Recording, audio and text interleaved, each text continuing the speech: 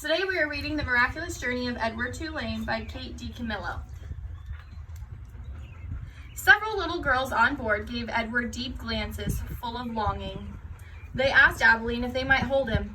"No," said Abilene. "I'm afraid that he's not that kind of rabbit who likes to be held by strangers." Two young boys named Martin and Amos took a particular interest in Edward. "What does he do?" Martin asked Abilene on their second day at sea. He pointed at Edward, who was sitting on a deck chair with his long legs stretched in front of him. "He doesn't do anything," said Abilene. "Does he wind up somewhere?" asked Amos. "No," said Abilene. "He does not wind up." "What's the point of him then?" said Martin. "The point is that he is Edward," said Abilene. "That's not much of a point," said Amos. "It's not," agreed Martin. And then after a long, thoughtful pause, he said, "I wouldn't let anybody dress me like that." "Me either," said Amos. "Do his clothes come off?" asked Martin. "Of course they do," said Abilene. "He has many different outfits, and he has his own pajamas too. They're made of silk."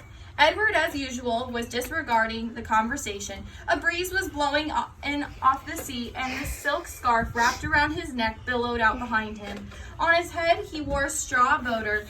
The rabbit was thinking that he must look quite dashing. It came as a total surprise to him when he was grabbed off the deck chair, and first his scarf and then his jacket and pants were ripped from his body.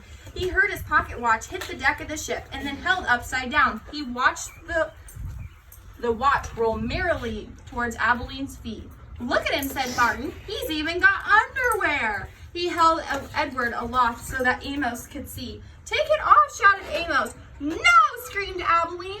Martin removed Edward's underwear. Edward was paying attention now. He was mortified. He was completely naked, except for the hat on his head, and the other passengers on board the ship were looking at him, directing curious and embarrassed glances his way. "Give him to me," screamed Abilene. "He's mine."